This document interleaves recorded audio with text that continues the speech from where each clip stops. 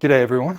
It's been a cheeky 6-year hiatus off the tube, but as you can see, we are no longer in Adelaide, South Australia anymore. We are currently in Bangkok, Thailand, 4.5 weeks out from my competitive debut. It is Thursday, the 14th of August, 2025. We've got a pretty busy day in what is actually usually my quietest day of the week. I've just done check-ins with Dean, so he'll update me for what the rest of the play is with regards to the rest of the week later tonight. Just done morning cardio, and we are on our way to get the morning Starbucks with Dent and Morgs, who's behind the camera. This is pretty much the typical morning play since I've been in Thailand for the last 2.5 weeks. And yeah, I'll fill you guys in on the day as we go, but pretty much what we're doing today is Starbucks, Lotus, which is like the supermarket. I've been up since 4:30 a.m. because I had to do Lee, Reese, Ash Robinson and Will Chamberlain's updates for the day. We're kind of working through their weeks day by day at this point. And then I've got 4 more check-ins with Jimmo, Courtney, Phoebe and Marcus, who is also about 5 weeks out from his competitive debut. Fucking extremely exceptional 19-year-old. So we've got a bit on today. We've got push, we've got tanning. It's all happening today, and it's supposed to be a quiet day, so I'll bring you along.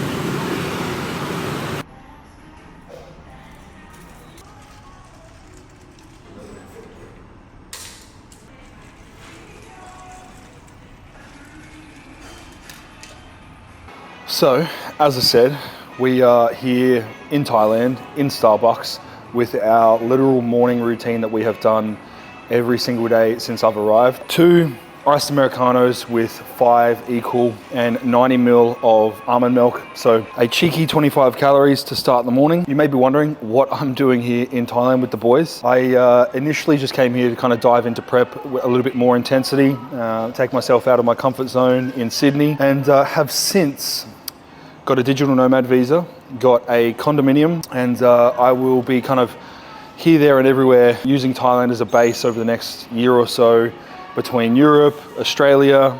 So here for another 2 weeks and then head back to Adelaide to compete in the state show.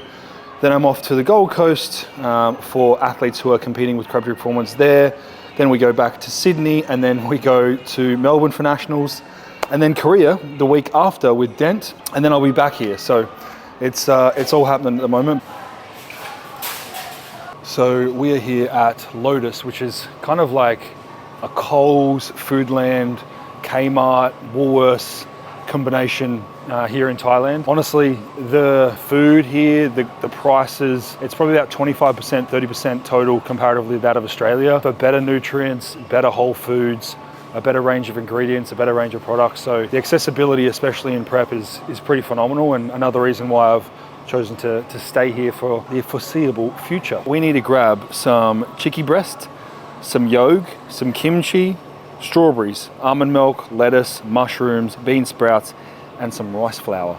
Then we got to cop some 3-cent bananas from 7-Eleven, a little bit of sweet potato, and a little bit of tuna from Fuji after the gym.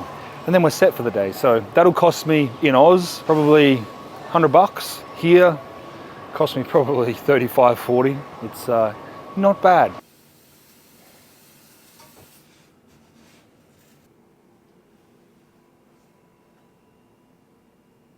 So something I've really put a lot of emphasis on this prep that has been very different to previous iterations is, as you can see, the effort and quality of the presentation of the food that I'm actually eating. Someone like myself who has to diet on pretty low food for the majority of this prep has been about 150 to 200 carb. Only now am I sitting at 250 carb. That presentation of the food makes a genuine difference, especially with regards to the dopaminergic system and how you respond neurologically to satiety around the food in which you're consuming. So I've really put a lot of emphasis on that, and I've noticed a significant difference in just how satiated I feel and how enjoyable, the meals are. And it's been something that, even as busy as I have been, I've put a lot of time and effort into, and chef crab with meal one. So meal one is quite simply just basically a toasty and a shake. I am a strawberry thick shake enthusiast, so we've got 100 grams of strawberries, 100 grams of frozen raspberries, almond milk, we've got 200 grams of egg whites in the toasty, 125 gram chicken breast, some bean sprouts, some kimchi, some mushrooms, 20 grams of cheese, and yeah, we're going to dig into this, watch a little bit of the old Spanos, and then this acts as essentially my breakfast and also my pre-workout. So it's basically my biggest meal of the day. Ends up being about 110 grams of protein, about 70 grams of carbs, and about 15 grams of fat. So that's a play.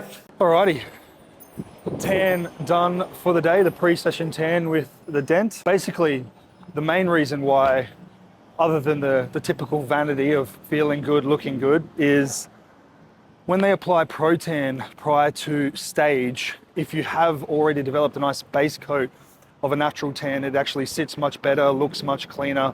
So that's pretty much why we've been engaging in getting tan pre-workout. We won't do it before legs, but it's just a short 10 to 15 minute UV exposure, vitamin D exposure, and what do we say it was? Basically like the Superman play, the yellow sun.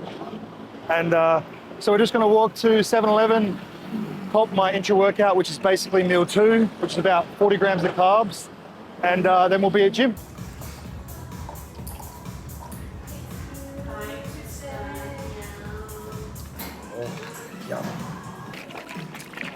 So we are here today at Unreal Gym Bangkok, a fantastic facility, and we're just going to be moving through some push. The goal at the moment with regards to being 4 weeks out, 4.5 weeks out, is quite literally just to make sure that we're placing effective stimulus on the muscle, taking it through its genuine range of motion. With regards to our multi-joint compound movements, we're more so just trying to stay somewhere within the range of 1 to 2 reps in reserve with regards to proximity to failure. And then with more of the isolation stuff, we can get reasonably close to 1.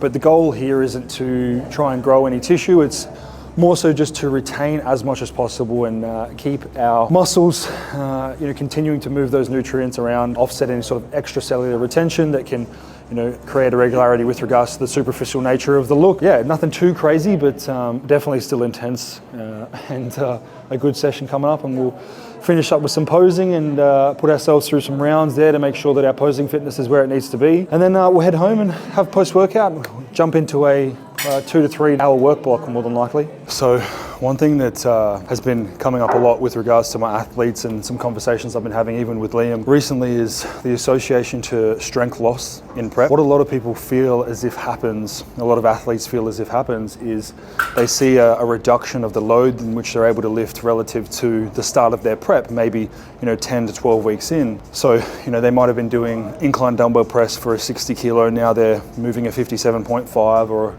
a 55 for the same amount of reps, yet what they fail to realize is they're actually 10 to 15 or 20 kilos down in total body mass.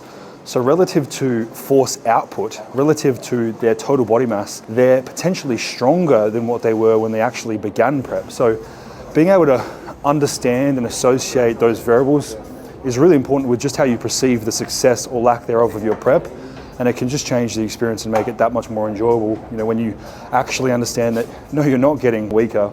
You're actually, if anything, potentially getting stronger with regards to the movements. Another thing that's really important, especially in regards to, when you're low on glycogen, when you're low on carbohydrates, low on food in prep, especially in regards to training and trying to retain that strength and total load that you were lifting in relation to previous prep or previous weeks of prep, is trying to generate as much stability with regards to your movements as possible. So what you may notice Liam and I focusing on a lot throughout a lot of these movements, whether it's the pressing or whether it's even the tricep extension over there, is being able to create foot pressure through the ground up, allowing us to generate as much stability, thus generating force output when we're in those movements, so that we not only can rely on the nutrients we do have available to us, but also the environmental factors like generating pressure through the body that we have available. So all these small little nuances go a long way in regards to the efficiency of prep and also the ability to progress throughout.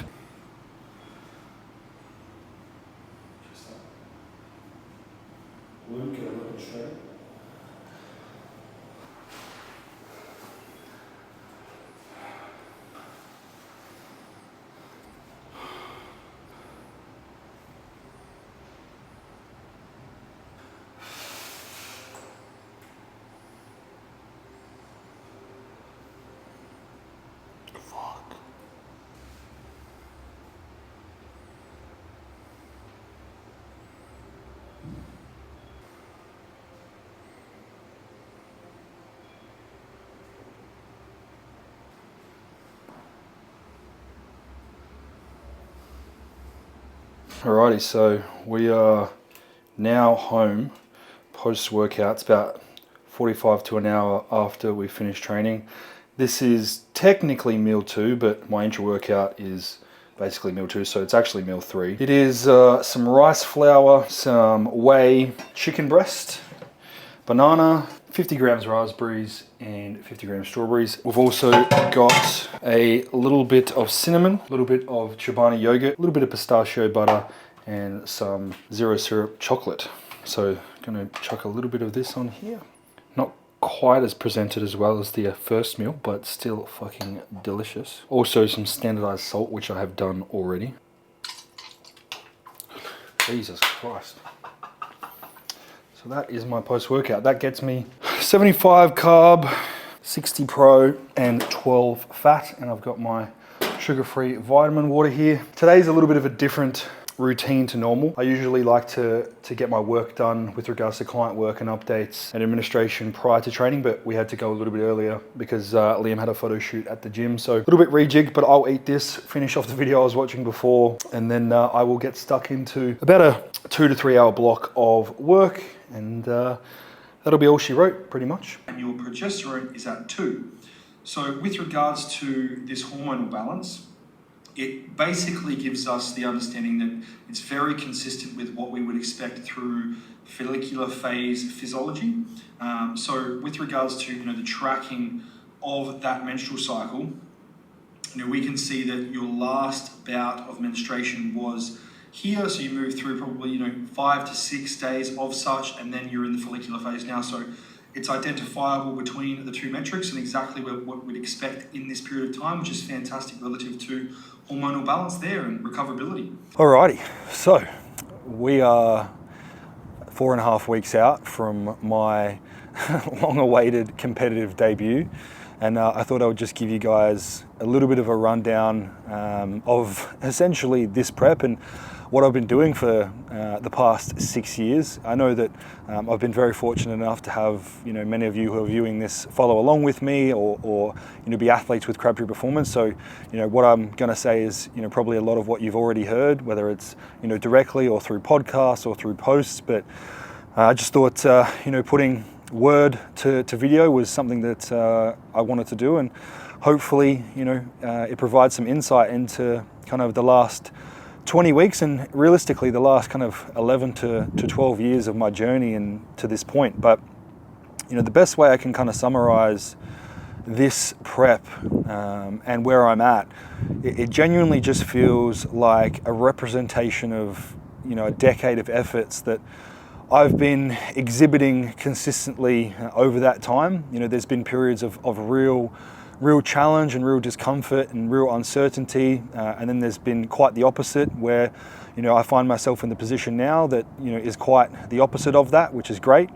But realistically, it's been quite the challenge to, and I knew it was going to be quite the challenge to balance my most important responsibility, which is being a coach, first and foremost, with my personal endeavor of being the best bodybuilder I can be. There is no way, shape or form that I was ever going to compromise any of the potential athlete and client success in the presence of my own goals. But that was really my main focus moving into this preparation season, was that with myself and my coach Dean was putting forth the notion that really needs to be set up in a position where I could just still give everything and anything to my athletes cognitively, and the responsibility was upheld to the highest standard, which thankfully it has absolutely been able to be the case. And I think the main reason that is just the timeline in which we approach this prep.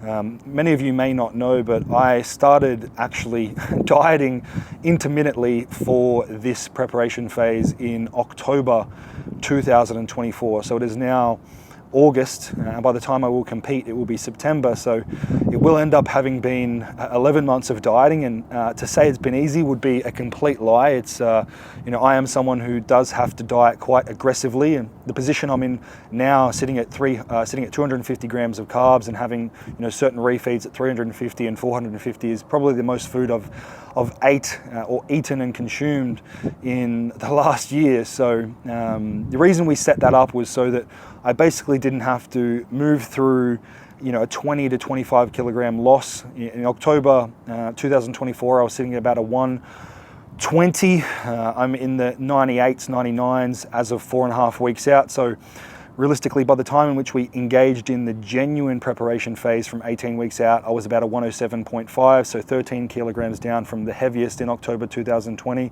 and nearly 20 kilograms down from my heaviest at about a 125 in 2023. So it's just been a real accumulation of preparation and efforts to put myself in this position where not only I could do everything I needed to do with regards to my personal and professional responsibilities, but genuinely put myself in a position to be the absolute best I can be personally. And it's just honestly super vindicating to be able to be in this position where the coach is happy with where things are at. I'm really pleased with where things are at, and basically now we spend the last 4.5 weeks cruising into show and just preparing the physique to be free of fatigue and ready for stage, which just feels almost euphoric in regards to how hard I've worked to be in this position and how much failure with regards to previous preps through no fault of my own there had been.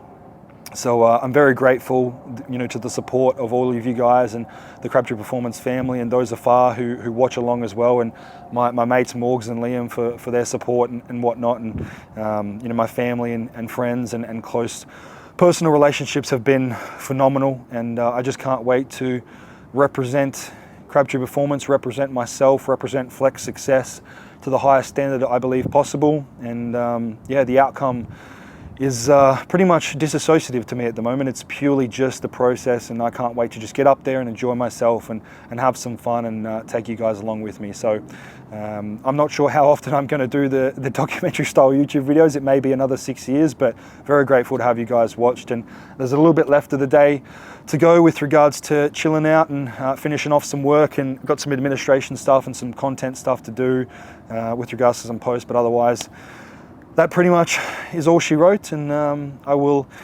obviously be on stage in 4.5 weeks, and hopefully I can put my best foot forward and be the best I can possibly be, and that's all we can hope for. Thanks, guys. So we are here now in Liam's apartment. We're in the Sky Lounge. We're just about to wrap up the day and watch a movie on the beanbags in the theatre room. We tend to do that each night here, just with regards to the routine, just watch a little movie and then head to bed. But I've got meal number 4, including obviously intra-workout. It is raw seared tuna. It is sweet potato, Japanese sweet potato, some half-fat Kewpie, and some avocado, and some lettuce with a little bit of kimchi on the bottom. With a nice tasty beverage and the staple Infi.